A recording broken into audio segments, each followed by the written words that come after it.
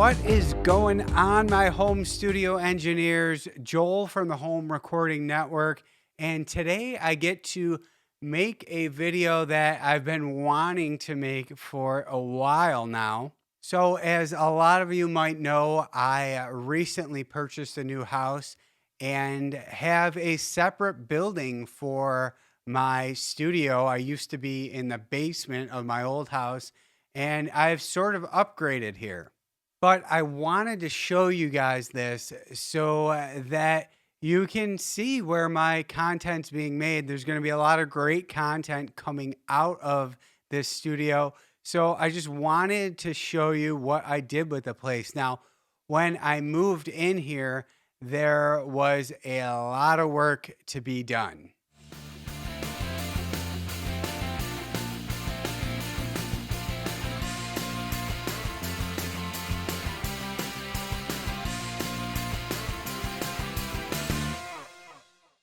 So the building itself wasn't in bad shape or anything. It just needed a few things done. So, first of all, the live room, which I am in right now, was in very good shape. It had hardwood floors, it had high ceilings, everything was good. So, the main things that I've done in here is put on a fresh coat of paint. I've put up some acoustic treatment, and I've changed the lights to these cool Edison bulbs, and it really gives the room a great vibe. So with the treatment that I've put up in here, this room has actually turned out sounding great. I've recorded some drums in here.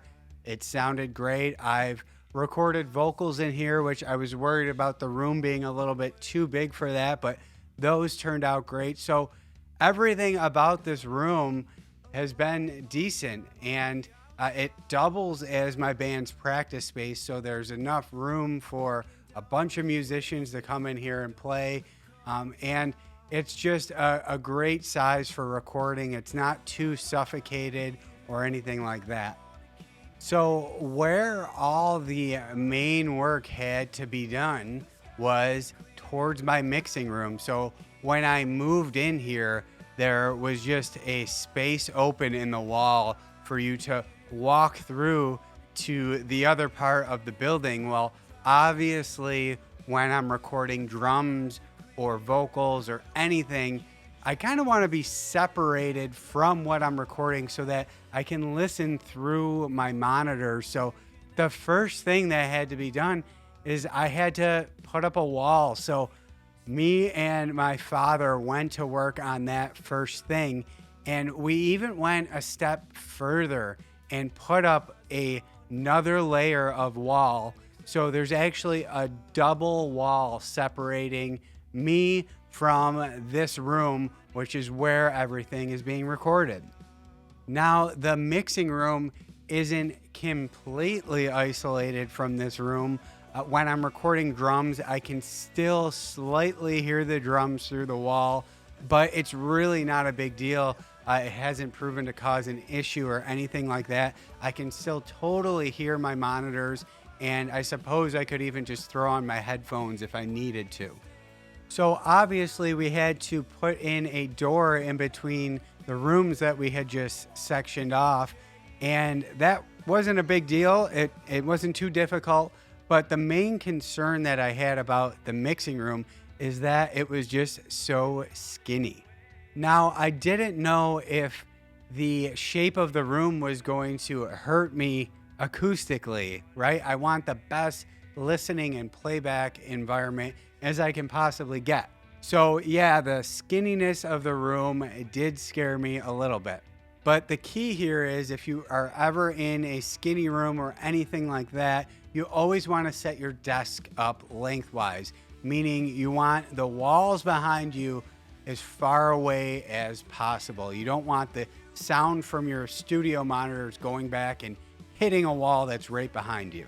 So I set my desk up all the way at the one end of the room, as far away from the back wall as I possibly could get. And what's cool is I actually have a window that's all the way behind me. So that's kind of like a free bass trap. All the low end can escape through that glass. So when it came to the mixing room, we actually had to put in a new floor. We put in a hardwood floor because the floor was just concrete. You don't want concrete in your studio.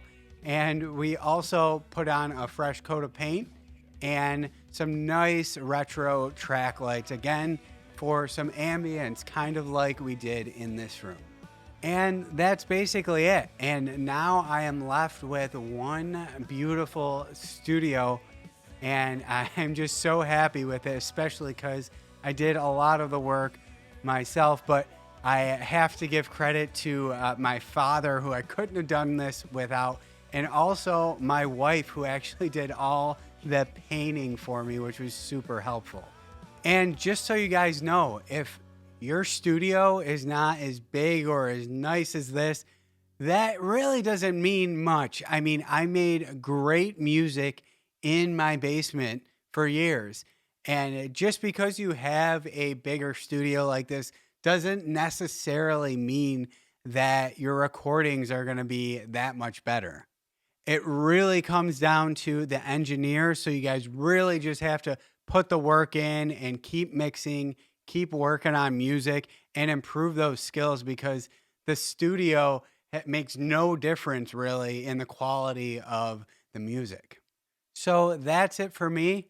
I'm excited to start putting out some new content from this studio so that I can help you guys improve your home studio mixes and get to that next level of music production.